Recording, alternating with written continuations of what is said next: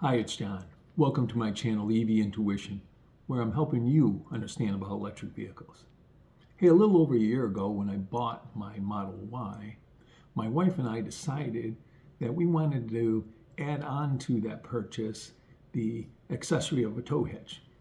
It was a $1,000 accessory that was placed in our order and came with the vehicle.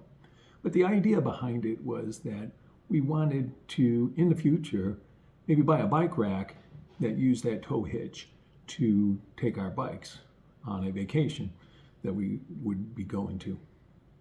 Well, that day finally came. Last weekend, we went on a vacation and took our new bike rack on our Tesla Model Y and for its first spin. And in today's video, I want to talk to you about that purchase, which bike rack we ended up purchasing and why, how it impacted our driving, and then in the end, I want to show you how I installed that particular bike rack onto our Tesla Model Y.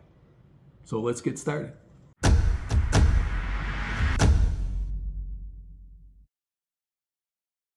Before I begin, I want to remind you that if you like the content of my videos, please subscribe and give me a like or send me any comments that you do have. Today I'm talking about installing a bike rack that uses the tow hitch onto a Tesla Model Y that I have. So I want to first talk to you about that particular purchase and why I ended up purchasing a Thule T2 Pro XTR. First of all, there's lots of bike racks. I was obviously looking for one that used the tow hitch because I thought that was the best way to attach it to a Tesla Model Y. I went through various searching on the internet, reviews, etc., before coming to the decision to purchase the Thule T2 Pro XTR. And it really came down to several reasons why we went with this. First of all, it supports two bikes. And right now, the main purpose is my wife and I's bike. So we have two bikes only. But the neat thing about it is if we wanted to add more, let's say we wanted to go with other people, you can buy an extension to this particular bike rack that extends it for two more bikes for a total of 4 bikes. So that makes it more functional in my view. And then the other thing is I did see several reviews where people with a Tesla Model Y did purchase this and they said it worked very well. So that always gives you a great comfort when knowing somebody else has used it and has worked well. The other aspects of it that I liked is it provides lock, basically locking the bike rack to the tow hitch receivers so that if you left the car with the bike rack in it, that somebody can't come along and just take it very easily. It's locked. And the other thing is with the bikes on it, the bikes are also locked into the bike rack. Another thing is I really found this particular rack very sturdy and it seemed to provide a very secure attachment of the bikes. The other couple things that were really neat is that it has this tilt functionality that with the bikes on the rack, you can tilt it forward and still open up your hatch of your Tesla Model Y. So that I found certainly very useful because, yeah, you can put in your luggage ahead of time and then put your bikes on, but if you forget to put something in, you don't want to take your bikes off to get back into the hatch. And the last thing that I thought was really neat is that the bike rack actually folds up to a vertical position when there's no bikes on it. So if you wanted to leave the bike rack on there with no bikes, instead of pulling it off all the time, then you could easily do that. So those are the main reasons that we ended up going with the Thule T2 Pro XTR. I think it's a good, solid, well-designed bike rack, and it works well with the Tesla Model Y. And I'm not getting paid to say that either. So that was a total decision on my part. The other thing you just got to keep in mind is it's not cheap.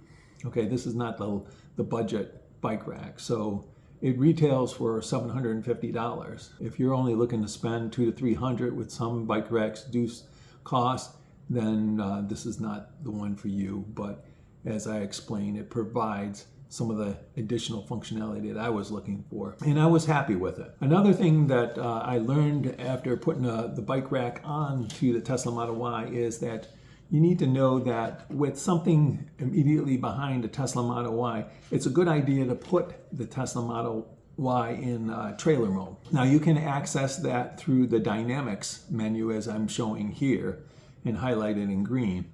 And if you touch the information button, it basically tells you that if you're towing anything, which includes a bike rack, you should put it in that mode, because otherwise when you put the car in reverse, it's going to beep saying there's something in the way, or while you're driving on the highway, the screen will be flashing that there's a vehicle right on top of you. So that's what I did, and it worked very well. And it'll give you a warning when you got that on that obviously some of the features of it are degraded, because it can no longer look at the back camera and say something's close to you or something's not close to you. So keep that in mind. Now, the one other thing that I want to point out to you, when you have a vehicle, a Tesla, with a trailer behind it, this being a bike rack, you have to keep in mind that along the trip, you're going to have to make stops at the chargers. And as a Tesla owner, you're probably aware you back into the Tesla superchargers. Well, with that hitch there and bikes on it, you're not going to be able to get close enough to the charger to get a charge. So you've got to look for typically that one spot at a charger where you have a charger located such that you can charge a vehicle with a trailer behind it. And at the first stop that I made, that was open, available, and it worked very well. The second stop that I had to make at a charger, I came to the location. There were only half the chargers being used, but one Tesla was parked in the trailer hitch location, and the driver was not in the vehicle, so I couldn't even ask him to move. And so I was like figuring out, what am I going to do? Well, fortunately, I was able to park on the most remote end of the charger locations and just angle my vehicle in as shown in this particular picture. But this is another reminder to Tesla vehicles: don't park in a trailer location when you don't have a trailer and there's other spots available. Thank you.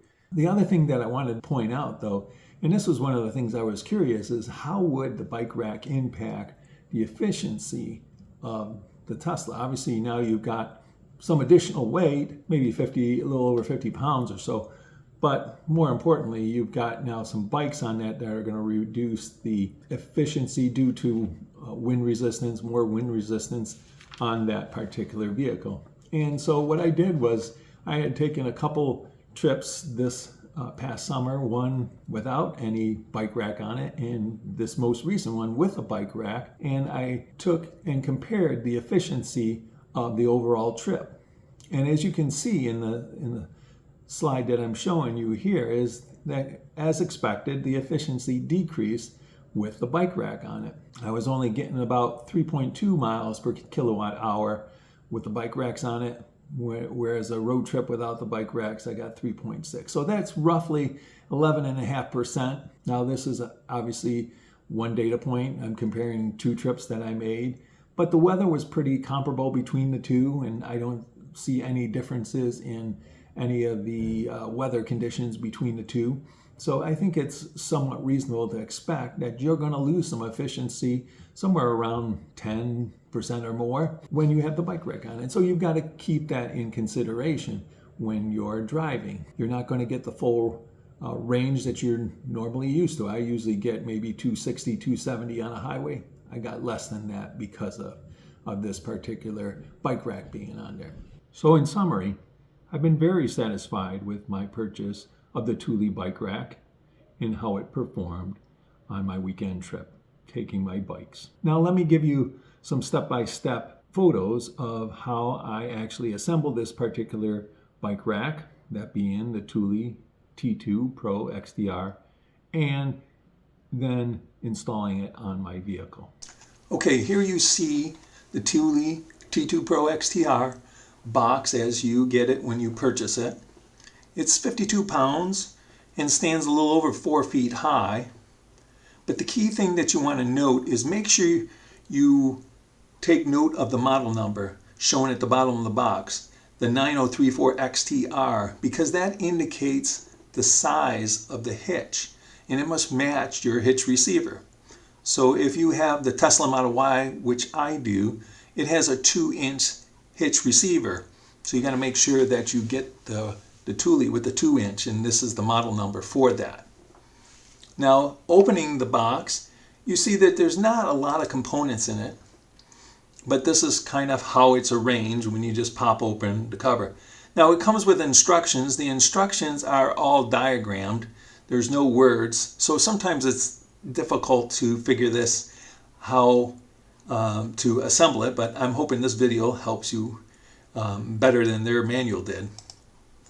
Here's the components of the box laid out, and you can see there's not a lot of components, so it's not that difficult. So the first thing you got to do is open one of the bags which contains the lock cylinders along with the keys. And you're going to take this first key and you're going to put it into the end of the main assembly, the main bike rack handle. And this is to lock your bike rack to your hitch. So you push that cylinder in, and when it's in the unlock position, that handle is used to tighten the bike rack onto the hitch. And when it's in the lock position, that handle's just loose. You can't unloosen it. So that's how that mechanism works. So that's the first step, get that key cylinder in there. The next thing you're going to focus on is getting the bike portions of the bike rack onto that main assembly. And I'm showing the two landing areas for where the bikes are going to be located. Now, the best way to install those bike assemblies to the main assembly is to put this in a vertical position. So you take the handle, squeeze it, and it allows you to put that portion of the bike rack in a vertical position as shown. And this allows you to easily use the bolts there and the corresponding washers and Allen wrench to fasten those on. The nice thing about the Thule assembly is that you don't require any additional tools. It comes with what you need, which is pretty much just these little Allen wrenches that fasten the bolts and screws. The next portion is then to take those two bike holders and fasten them to the assembly with the 4 bolts per bike holder and put them in. Now, I didn't tighten these down because I didn't know at this point. I just fastened them, and we're going to go back to these total of 8 bolts later on and tighten them fully once we verify that the bikes on them don't interfere with each other. So that's what I did here. I fastened those bolts on, but I didn't tighten them to the full tightness so that I could potentially slide them slightly left or right if I needed to. The next portion of the assembly is to take the front wheel holders and to fasten them into the bike holders on each of the bike holders. So this is one of them. You get the 4 screws in there, and once they're both on, you can see them. Notice that the front tire of one of the holders is to the left and the other front tire is to the right. Make sure you do it that way. The next thing you want to do is then put the rear wheel holders on it, and that's basically this little plastic piece that can slide along this rail and has some straps that you can fasten or tighten down. So you just put that on because they remain slidable along that bar, and then you put the end cover on it and fasten that end cover in with the screw and the washer. And that's how this, once you got those 2 end pieces on, that's how this looks. You've pretty much got the main assembly finished. But the next thing you want to do is now put the locks and the lock cylinders into the locks of the 2 bike arms, because that's where they're located. Push the cylinder in and it'll hold. You do that on both sides and you should be in good shape. Now you've got the whole assembly completed. Keep in mind we haven't fastened the bike holders totally because we want to put the bikes on there yet. But you fold up the arms and this is what it looks like. You lift that handle up vertically and that's your bike rack. Now we're ready to put this into the vehicle hitch receiver. So we go out to the car. We move that plastic piece on the Model Y. That's sometimes difficult to pry off, but you can, as long as you get some plastic hooks around there, it pops off, exposes the hitch receiver, and then you slide the bike rack in. Now I'm showing in this picture two places that hold that bike rack into the hitch receiver. The first on the right is this little bar that when you're sliding it in, it's pulled to the right a little bit, and once you slide it in, you want to close it and have that, it's kind of like a hook that goes right into the hole into that hitch receiver. Make sure it lines up and get that into that hole. The next is the arrow on the left, which shows you that little handle that once it is unlocked, you can tighten it down. You just turn it until that bicycle rack is tight into that hitch receiver, and then at that point you can potentially, if you're going to keep it on there, lock it up so nobody can remove that. So now you've got the bike rack fastened securely to your vehicle. The next thing is to put on your bikes. Now I put our two bikes on there, and you can see how the front tire goes into the front tire basket, and the rear tire is held with the straps. And you adjust the strap holder to the location of your rear wheel, and you tighten that down, and that's pretty much how it looks. Now if everything looks good at this point, this is where I fasten the bike rack holders, the bike holders on the rack.